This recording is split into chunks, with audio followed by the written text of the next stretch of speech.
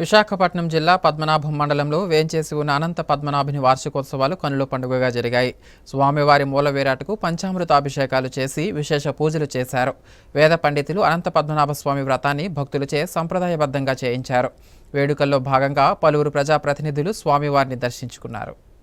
విశాఖ జిల్లా పద్మనాభంలోని అనంత పద్మనాభ స్వామి వార్షిక ఉత్సవాలు మంగళవారం అత్యంత వైభవంగా నిర్వహించారు. ప్రతి ఏటా భాద్రపద శుద్ధ చతుర్దశి రోజున వేడుకలను నిర్వహిస్తారు. అనంత పద్మనాభ స్వామి వ్రతాన్ని చేసుకుంటే అష్ట ఐశ్వర్యాలు, సంతాన ప్రాప్తి కలుగుతుందని భక్తులకు ప్రగాఢ నమ్మకం. ఈ నేపథ్యంలో నిర్వహించే ఈ వేడుకల్ని తిలకించడానికి విశాఖపట్నం, విజయనగరం, శ్రీకాకుళం, భీమిలి ప్రాంతాలతో పాటు సమీప గ్రామాల నుండి భక్తులు అధిక సంఖ్యలో వచ్చి అనంత పద్మనాభ స్వామిని దర్శించుకున్నారు. స్థానిక కుంతిమాధవ స్వామి ఆలయ ప్రాంగణం లోని బెహడా మండపం కింద ఉత్సవ విగ్రహాలను పెట్టి భక్తులచే అనంత పద్మనాభ స్వామి వ్రతాన్ని వేద పండితులు సంప్రదాయబద్ధంగా చేయించారు. ఉత్సవ విగ్రహాలతో ఆలయ ప్రదక్షిణ చేయించారు. అనంతరం కొండపై ఉన్న శంకు చక్ర నామాలతో అనంత పద్మనాభ స్వామి వారికి పంచామృత అభిషేకాలు చేయించారు. స్వామివారి దర్శనానికి ఉదయం నుంచి భక్తులు ఆలయానికి పోటెత్తారు. భీమిలి ఎమ్మెల్యే గంటా శ్రీనివాసరావు అనంత పద్మనాభుని ఆలయాన్ని దర్శించారు. అర్చకులు ఆలయ మర్యాదలతో ఎమ్మెల్యేకు స్వాగతం పలికి వేద ఆశీర్వచనం అందించారు. ఈ సందర్భంగా ఎమ్మెల్యే గంటా మాట్లాడుతూ